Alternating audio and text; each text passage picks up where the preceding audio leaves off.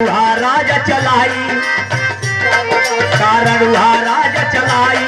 जे कर लइका न लुगाई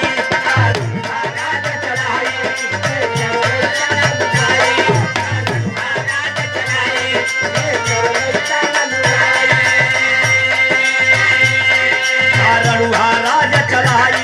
जे कर लइका न लुगाई का जानी पीर पराई जे करना फटक देवाई का जानी पीर पराई जे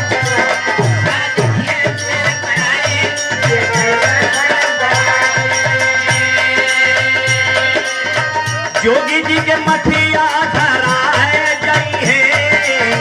जोगी जी के मठिया धराए जई है 22 में अखिलेश आया है हो जोगी जी के मठिया धराए जई है 22 में जोगी जी का मठिया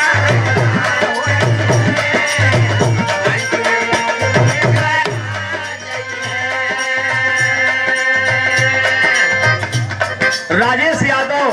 बुरहानपुर ट्रक ड्राइवर के कस्टमरों द्वारा 51 रुपए का पुरस्कार।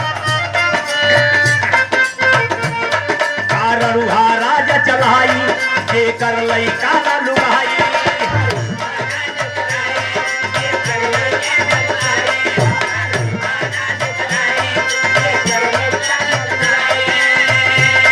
का जानी पीर पराई जे करना फटल देवाई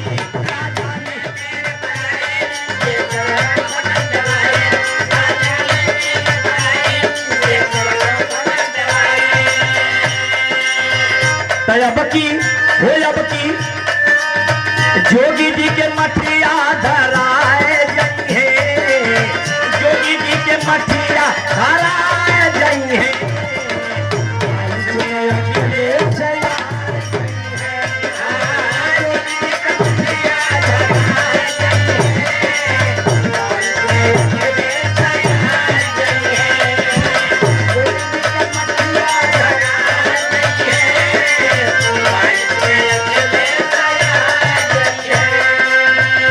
सरकार में झूठन का सरकार बा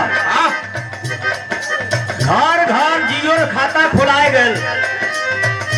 मेहरारू लइका बुढ़ोन तक ले सबके खाता खुलाए गल आई जनता के आश्वासन दिहल गई कि सरकार जीरो खाता में 15 लाख दे लेकिन 7 साल के सरकार में 15 रुपया न आई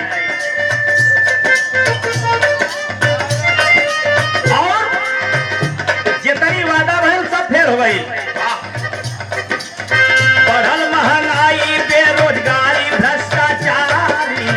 बढ़ल महंगाई बेरोजगारी भ्रष्टाचारी डीजल पेट्रोल बढ़ल महामारी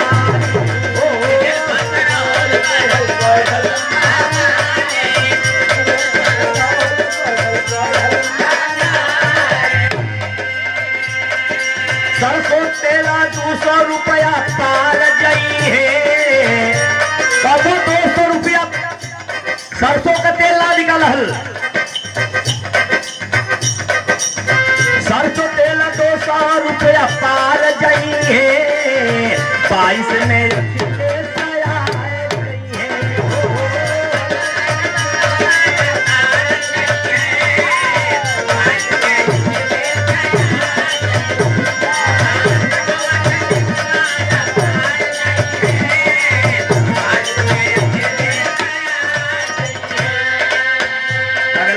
कहना बा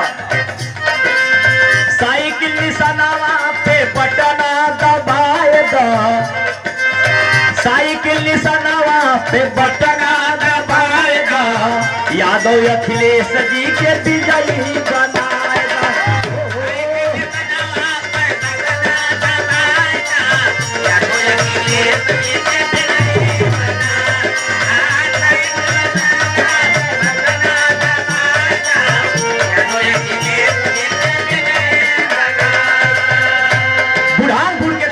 राजू यादव के करकमों द्वारा 51 रुपए का पुरस्कार।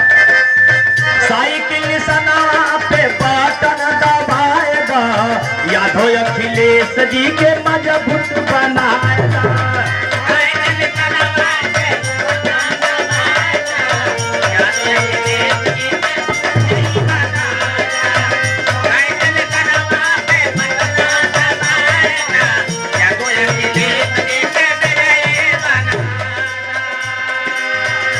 जुमले बाजन से कुर्सी छिनाए गई है,